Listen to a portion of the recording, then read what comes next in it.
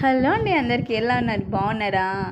ఇవాళ నేనైతే పిండి చారు చేశాను. మన తెలంగాణలో అయితే పిండి చారుకి ఇంకొక పేరేంటో తెలుసా? దప్పడం అండి. దప్పడం అని అంటారు తెలంగాణలో ఎక్కువ. ఈ మధ్య అయితే మనకు సరిగ్గా తెలియదు కాబట్టి పిండి చారు అని మనం పెట్టుకున్నాం పేరు అంతే. కానీ చాలా ఫేమస్ దప్పడం అంటే. అది ఎలా చేసుకుందామో చూపించేసాను, వచ్చేసేయండి. ఏంటో తెలుసా? ముందుగా అయితే ఒక బౌల్ పెట్టి దాంట్లో 2 చెంచాల నూనె వేసుకుందాం.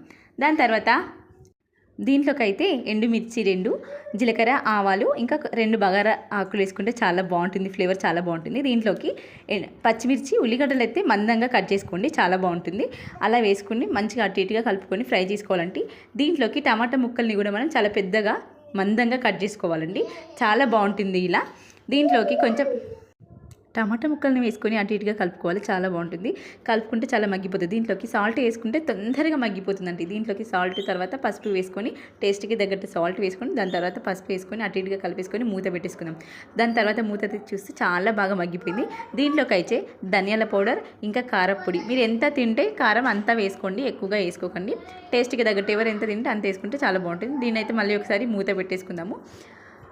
దీని తర్వాత మనము దీంట్లోకి చింతపండుని అయితే నేను పులుసు అయితే పక్కనే పెట్టుకున్నానండి.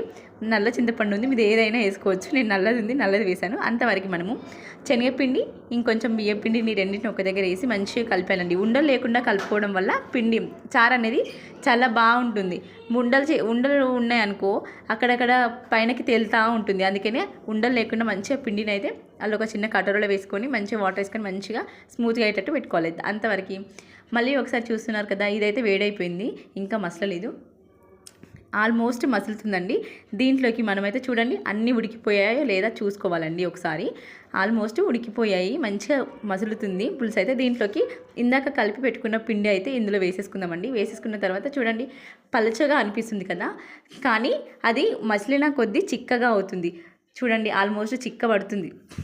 అది చల్లగైన కొద్దీ గట్టిగా అవుతుందండి. పిండి చారు అనేది నార్మల్గానే ఉండాలి. చూడండి కనిపిస్తుంది కదా ఎంత బాగుందో.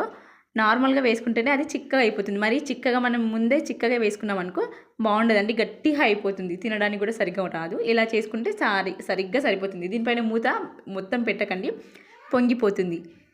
చూడండి ఆల్మోస్ట్ పిండి చారు అనేది అయిపోయిందండి పర్ఫెక్ట్గా.